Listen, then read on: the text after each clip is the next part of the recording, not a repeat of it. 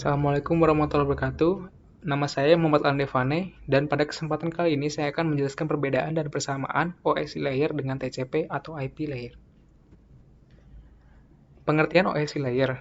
Ketika ISO atau International Standard Organization membuat standarisasi protokol, terciptalah sebuah standar model referensi yang berisi cara kerja protokol. Model referensi yang kemudian disebut dengan Open System Interconnection atau OSI. Berdasarkan dokumen rekomendasi X.200, standar OSI ini memiliki 7 layer. Tiap layer ini memiliki definisi fungsi yang berbeda-beda. 7 layer tersebut, yakni layer ke-7 adalah application layer, ke-6 adalah presentation layer, ke-5 adalah session layer, ke-4 adalah transport layer, ke-3 adalah network layer, layer kedua adalah data link layer, layer yang terakhir adalah physical layer. Lalu pengertian TCP or IP layer.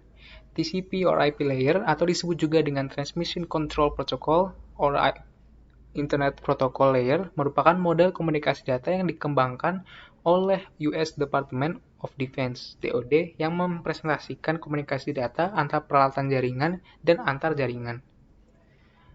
Berbeda dengan ISO layer, TCP or IP layer ini hanya memiliki 4 layer, yaitu layer keempat adalah application layer, ketiga adalah transport layer, kedua adalah internet layer, dan yang terakhir adalah network access layer. Lalu persamaan antara OSI layer dengan TCP or IP layer, yaitu yang pertama adalah masing-masing model menggunakan layer dalam menjelaskan proses komunikasi data. Yang kedua adalah memiliki application layer, meskipun terdapat perbedaan fungsi untuk layer tersebut. Yang ketiga adalah masing-masing memiliki transport dan internet network layer. Yang keempat adalah masing-masing menggunakan asumsi pengiriman paket data secara paket switch dalam mencapai alamat tujuannya.